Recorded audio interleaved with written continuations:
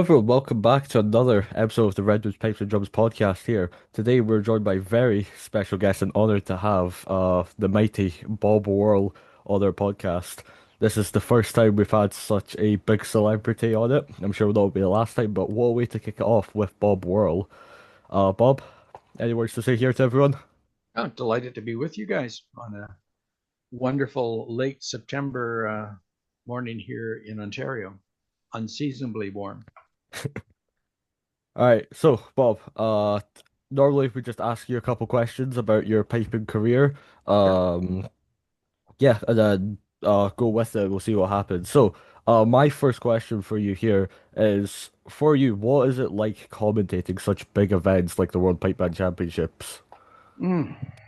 Uh, I can say to do the live streaming and the commentary, it's maybe more stressful than it is judging and being out in that ring and judging the grade one World Pipe Band Championship is stressful. And anyone that says it's not, they're lying because it is. But when you're doing the live streaming, well, it's going out worldwide. Anything you say is going out worldwide, and you don't want to mess up. And it's I guess when you kind of work your commentary, put it together, that you're trying to educate, I guess, the general audience. So you don't want to get too technical, but at the same time, you don't want to dumb it down too much for our people, because then it gets kind of embarrassing for us if I get into the tartan that they're wearing and all that kind of nonsense. Uh, that's in the program, and I could care less about that in terms of the commentary. So there's a sweet spot, I suppose. Um, the team that we've been working with, that I've had the privilege of working with for the BBC Scotland, they're just absolute professionals, and they can make adjustments on the fly. There was one time when the rain impacted their ability. I think it was the boom camera, and it just would not operate, and they made an adjustment on the fly, and it was just absolutely brilliant. Um, there's a lot going on for me in the booth, because I'm in a booth behind the stands, and I have two video screens and the big soundboard and everything else, and two microphones, and so there's a live stream microphone. That's when I'm speaking before the band comes to the line, and then that gets muted, and then there's a performance mic. So I talk during the performance so that they could use a snippet here or there from the different performances to edit into the television program. And then as soon as that's done, boom, the live stream mic goes up, and then I have some summative comments. Um, and then during the performance, there are times when I can hit the director's button or the producer's button, and then my voice is not going on to the actual recording, but I'm speaking directly, obviously, to the director and say, transition to the Strat bass coming. You might want to focus on the bass drum. And so then I see in the other video screen, one of the cameras focused on the bass drum. And then when they're almost there, I'll hit the button again. I said 2 bars to go. And then I'll hear the director say, camera two, bass drum, boom, and he'll hit it. So there's a bit of directing going on, or kind of liaising between the director, producer, myself during the actual performances. So by the end of the day, I'm shattered, absolutely shattered. Um, and the other thing that someone questioned me on this, they said, "What about your voice over the course of all these performances?" And I said, "Well, I can't be drinking, because then I have to go to the toilet. And you can't go to the toilet because there's another band coming.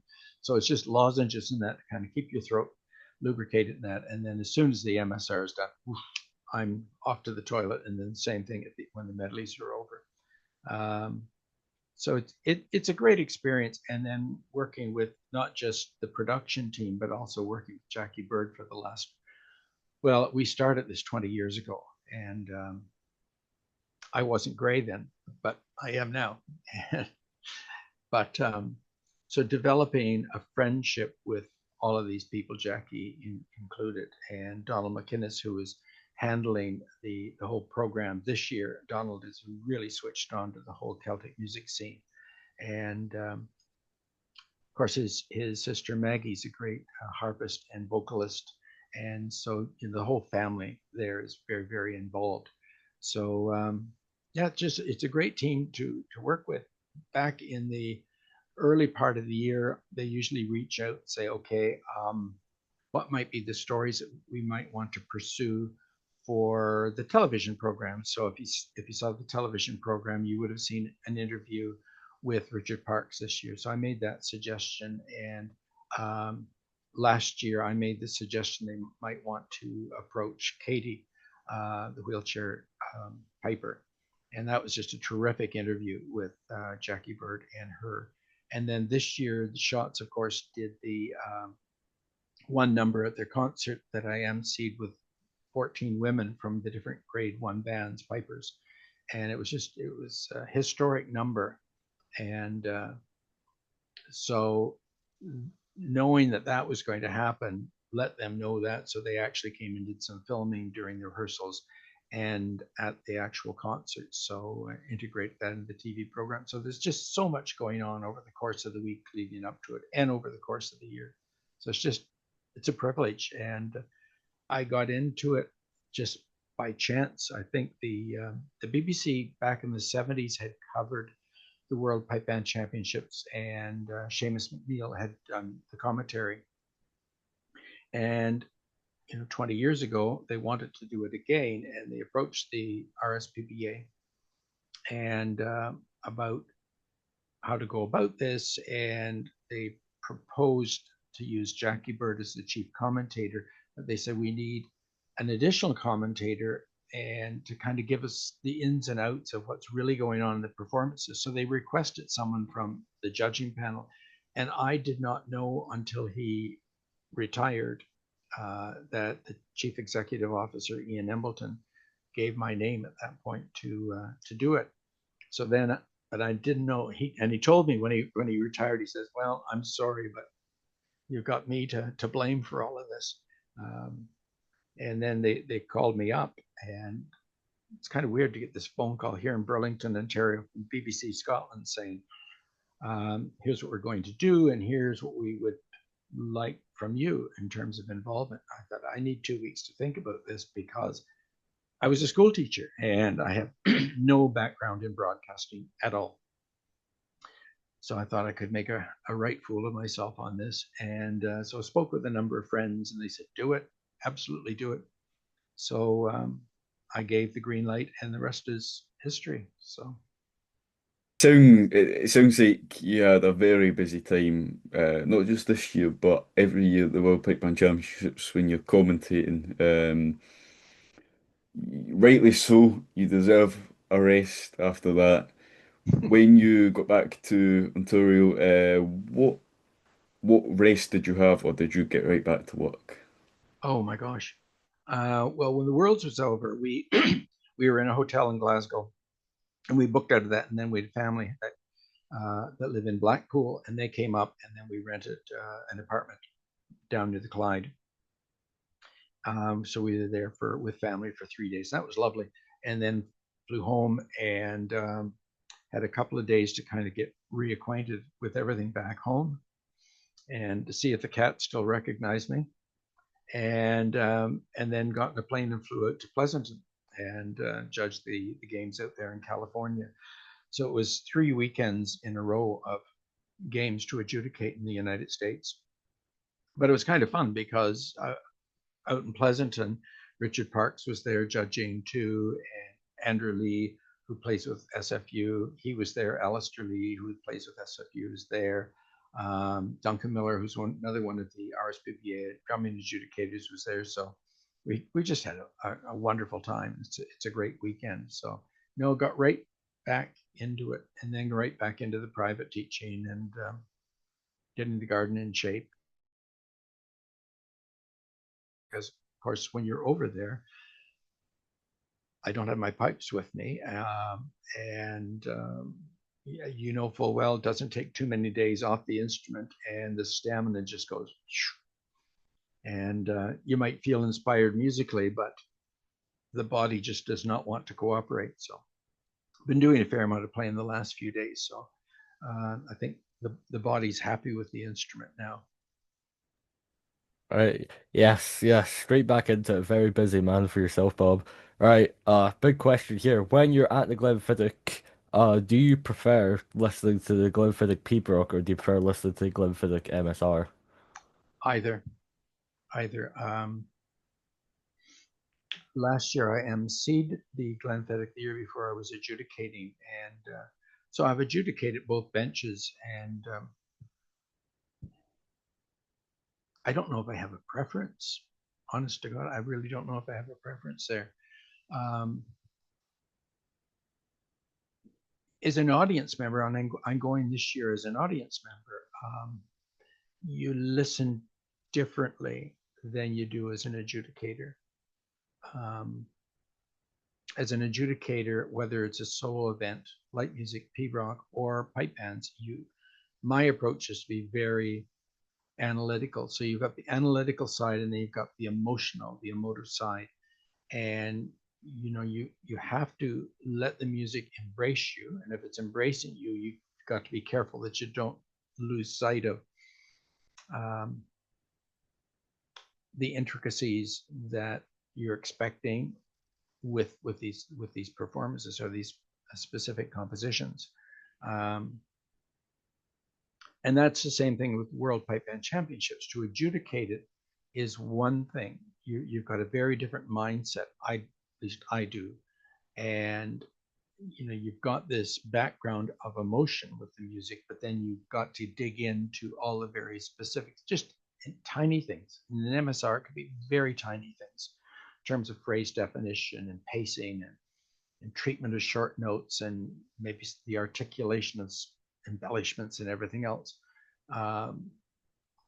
As a commentator, um, I would say that the emotional side, the emotional impact side is much greater. You're like an audience member, and you might hear little technical things or a little tonal thing here or there, and I might make mention of that in the live stream, but it's more the musical side that I just embrace. And it's not that you're not, as an adjudicator, that number one priority has to be the music. But I would say I'm, as an audience member, less analytical and just sit back and enjoy it. And it's very much that way in the booth. Whereas an adjudicator, you've got to be extremely analytical about the music, about the technique, about the sound. But back to your question about the P-rock or light music preference, I have no preference one way or the other either. Honestly, same as me, Bob. Oh, It's I think Max is frozen here. Max, I think you're back there. Am I back? There you He's go. Yep, back. you are. Perfect. Just before it cuts out again, I know everyone will be familiar of your amazing tunes that you have composed, Bob. Um, Honestly, Bob Cooper of Winnipeg has to be up there. What tune that you have composed would you say has done you proud, and what is the reason for that?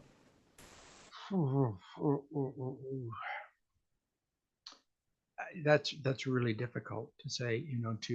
To hear a band playing, and that's a fairly recent tune for me, Bob Cooper of Winnipeg, um, who was a dear friend. Um, to hear a band play that does me proud. To hear a band at the pre-Worlds concert play one of the compositions, and I think I was sitting in the audience when a field marshal concert, and I wasn't emceeing the concert. They actually had different members of the band introduce the different selections, and they started off with one of my jigs, Drew James McIntosh, and I was kind of blown away. I didn't know that was going to happen. Yes, and I think the last time SFU won the Worlds, they marched off the field after winning with a hornpipe that I'd written called "The Last Train to Malaga," and then I've heard Scottish Power, in concert play from Maui to Kona. And that's a tune. Even when I composed it, all I heard was, especially in the third and fourth parts, I heard percussion. And did I write it for percussion? I don't know, but that was in the back of my mind all the time. Um, I'm going to mention, well, and the first tune I actually wrote was St. Ninian's Parish Center Cayley, which is interesting because um, I had a bit of a third and fourth parts, and that was the same thing with Maui to Kona. I had the first two parts, and when we went on vacation to Hawaii, that's when it was on New Year's Eve. A little champagne was involved, maybe, and all of a sudden, the melody line came to me for the last two parts, and I just ran back to the room, had a little recorder with me, sketched some things down, quickly recorded the chanter, and that was that. I had a feeling that was going to happen then. St. Ninian's Parish Center Cayley, that goes back to the early 70s when I put that together. I was playing at the time in the General Motors pipe band in Oshawa, Ontario. And in fact, Bill Livingston and I both played in the same band at that point in time. And that's when at least two of the parts for that tune kind of came to my head. And I never force a composition. And sometimes it happens if you're relaxed, you're on an airplane, and all of a sudden you hear a phrase, jot it down. Sometimes I'm just playing the pipes here in the house, and then something just comes to my head. Jot it down, or just quickly come to the computer here and just grab the chanter and just record the phrase so you don't lose it. But I wrote an air a long time ago called A Song for David, and it was recorded in Master Blasters. One of the soloists played it. Much more upbeat than I intended, but that's fine. It's just whatever floats someone's boat with the composition, how they want to interpret it. But I had a brother who passed away before I was born, and he died of childhood leukemia at age 3. And it was really kind of strange being raised in a home with pictures of David and my sister Elaine, and pictures of myself, mom and dad, but there were David's pictures. So this was someone who should have been my older brother. He would have been 3 years older than myself. And, you felt kind of cheated that I never had that older brother. And then one day, just this melody line started coming to my head. Didn't push it. Wrote down a couple of phrases, left it alone, came back to it a couple of days later, and then whoosh, out it came. And so that's called A Song for David. And my sister, when she saw it, she was a pianist, and I gave her the manuscript, and she looked at the tune. Now, this was her little brother. She was older then. And all along, I figured she wouldn't quite understand what she had gone through in losing him. And then when she saw this, she said, "You understand?" And I said, "Yeah, I understand." And she said, "No," she said, "I understand, because I never figured you would have got it, the significance of all this on the family." And so I'd say I'm proud of the tune and proud of the melody line. I find it very difficult to play the tune on my own. Sometimes I'll just be humming it, and I might be doing a little recital somewhere, and I thought, okay, I'm going to play this, but I have not played it maybe in months on the pipe myself. Just kind of hum through it because I just find it just too emotional. So that's one, I suppose. There's another one that I did just a few years ago called Remembering Vimy. And my grandfather was killed at Vimy Ridge in World War I. He was a drummer. And family history for my father's family after that was tragic. 5 orphan children, my grandmother living in Toronto with these 5 children and everything. And someone said to me at one point in time, there are all these compositions for all these major battles in World War One, but there isn't one for Vimy Ridge. And I said, well, that's because Vimy Ridge was taken by all the Canadian divisions were put together to take that ridge near Arras. And that resulted in that whole area then falling in favor of the Allied troops. But the Canadians took it. So there were Canadian pipers in these different divisions, but not at Vimy Ridge in terms of playing. And I said, that's why, there were pipers in Battle of the Somme and all of that. So that's why all of these tunes got composed, because there were pipers there. There's this huge Scottish connection with it. So I had people say, you need to write a composition in terms of Vimy Ridge. So proud of that tune.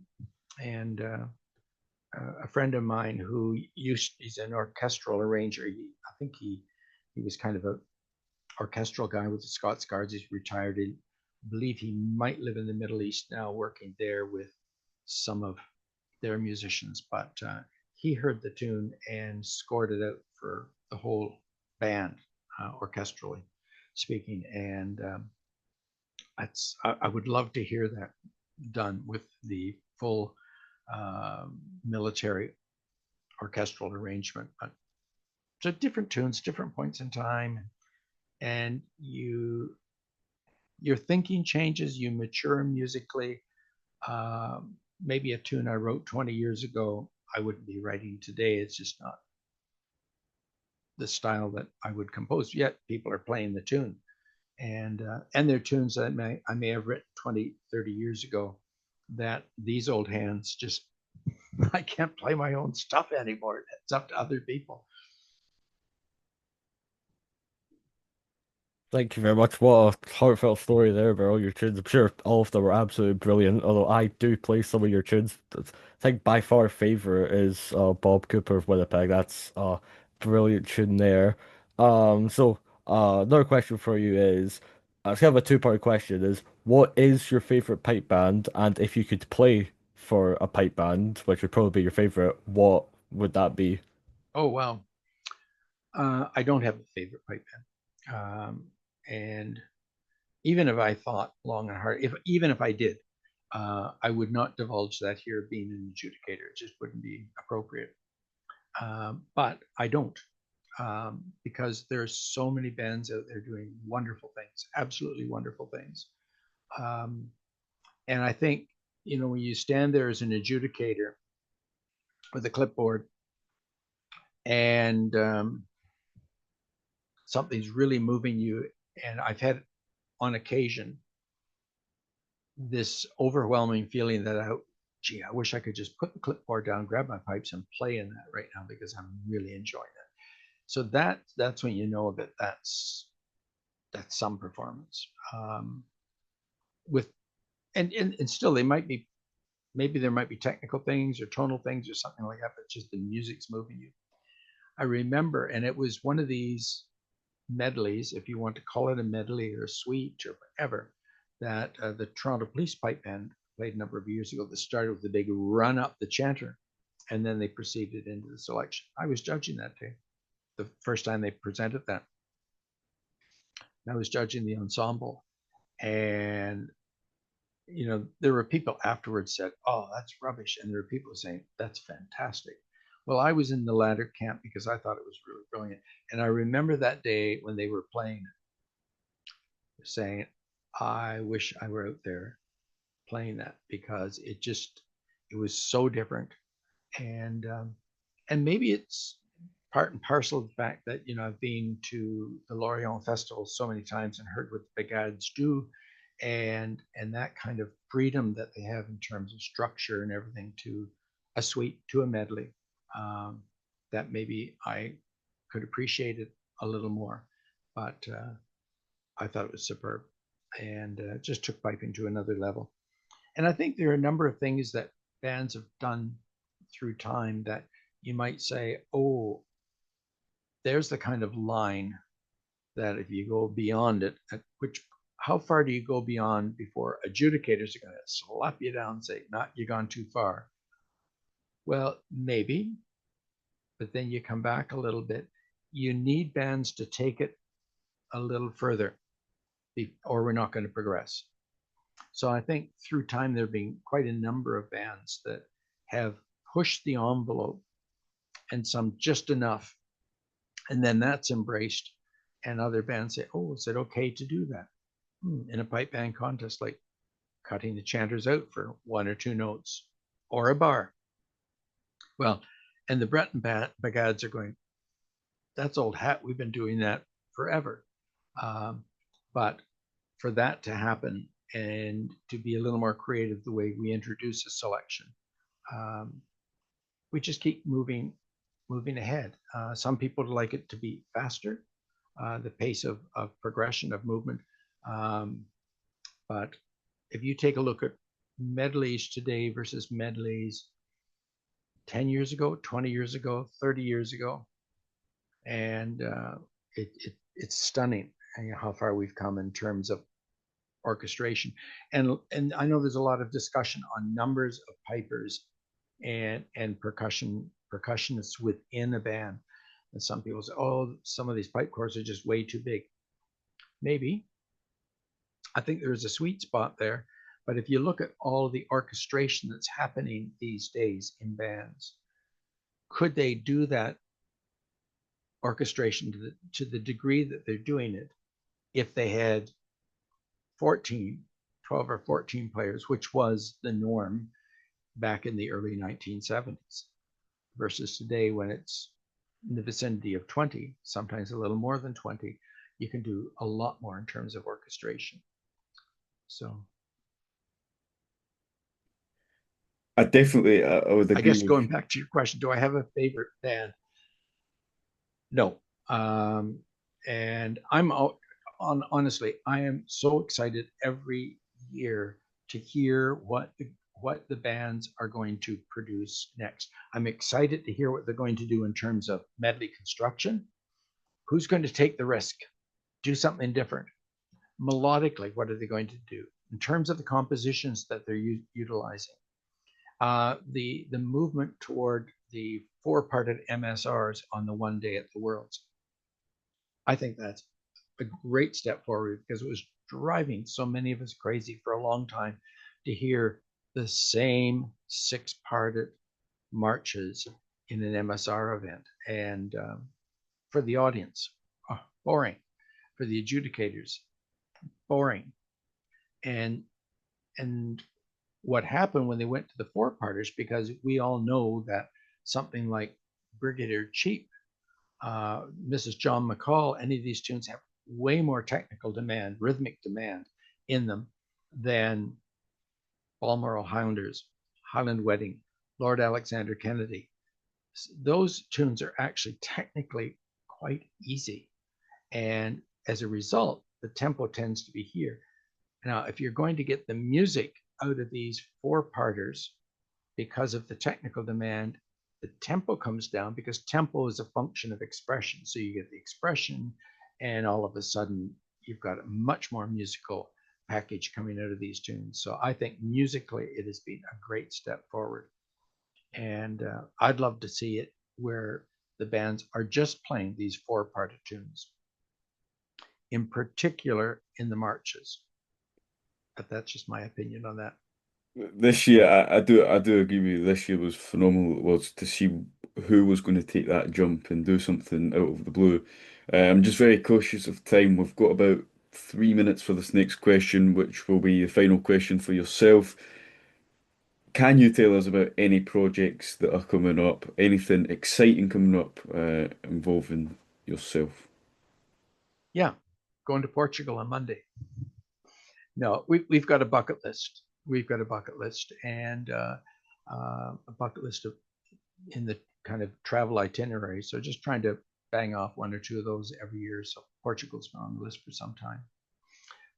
So that's in the list. But now, in terms of piping, I've jotted a few things down over the last few years in terms of Pibroch. I've never released or composed a full pibroch at this point in time. I've sketched out three, which I'll revisit, but I would like to experiment a bit there and see where the music takes me in terms of pibroch structure. Awesome. I definitely is that you saying there could be some Bob Worrall Pibroch coming eventually down the line? There might be one or two compositions coming over the next year or two. Yeah. Yep. I love it. I'm sure everyone will be Absolutely. there to back that, and them tunes will be right into well, Josh's pick with Pibroch, so he'll definitely be getting that as well as me. Bob, thank you very much for your time, and we'll definitely revisit you at some point. It's we could talk for days here. Josh, if you've got anything to say. Yeah, definitely. I definitely think down in the future it'd be good to revisit you, even preparing for the oh, is my mic still on? Oh no, it's like glitched out there. Yeah. I don't know how much if I got caught for that, but definitely I'll revisit you in the future, Bob. Even preparing for the interview, I have like so many questions here that I've not even got through like a quarter of them. So definitely like especially a man like yourself to revisit you would be absolutely brilliant in the future, if that is all right with you. Yeah, And that'd be terrific. I really enjoyed it, guys. I really enjoyed it a lot, and we could more than happy to revisit in the future. And in the meantime, what I've been telling people in terms of the live streaming at the Worlds, I did get kind of emotional at the end of the Inverary medley this year, and there's been a lot of commentary from friends on that. And yeah, I lost it, and that's I buried my emotions on my sleeve that day, um, because it had impact, and that's something that you can get moved by a performance as an adjudicator, but you have to control your emotions, and that's one thing I learned this year, that as just an audience member, and we've all been in concerts where something like that has moved you virtually to tears, and so I realized in the booth and thought, oh, I truly am listening just like an audience member, and the emotion kind of overtook me. And that was a fun day for so many reasons this past year, and the weather cooperated. That is the main thing in Scotland. You don't really get the sun. But I mean, you say you got emotional yourself. I think everyone when they hear the pipes just there's the one thing about the pipes that just it's unbelievable. It's even hard to explain. But you hear pipes and you're just like, wow, this is it's phenomenal. But Bob, thank you very much for taking time to come and chat to us. It has been an honor, and we hope to catch you again soon. yeah, Absolutely. Cheers, guys. thank you very much, Bob. Thank you. Okay, thank you. Bye bye.